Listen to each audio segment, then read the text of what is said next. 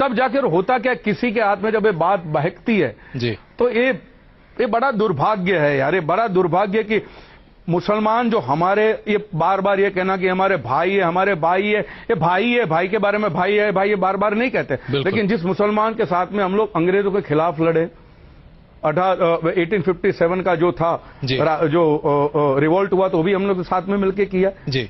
इतनी बड़ी तादाद में।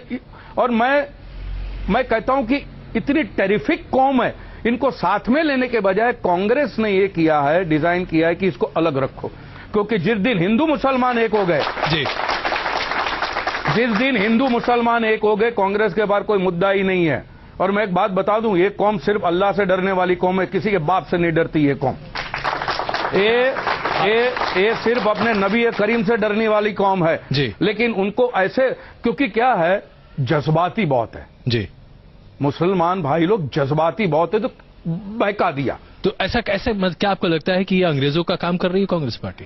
भैया मौलाना अब्दुल कलाम आजाद ने खुला कहा था कि मुसलमान को माइनॉरिटी का लेबल क्यों देते, मुसलमान माइनॉरिटी कहां से, कि मौलाना अब्दुल कलाम आजाद ने कहा, उन्होंने कहा कि माइनॉरिटी का लेबल जो देते हो वीकनेस है, अनवारंटेड है, ये इसकी जरूरत नहीं है, सब साथ में कंधे से। अच्छा, जब अंग्रेजों के सामने लड़े तब भी मुसलमानों की तादाद कम थी जी, फिर रिवोल्ट हुआ था तब भी मुसलमानों की तादाद कम है, आज भी मुसलमानों की तादाद कम है, तो माइनॉरिटी कहां से आ गए?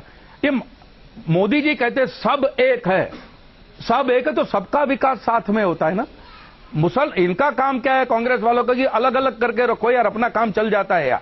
अच्छा, अगर कांग्रेस के दिल में इतना ही भला है मुसलमानों के लिए, तो 65 साल के अंदर उन्होंने क्या किया?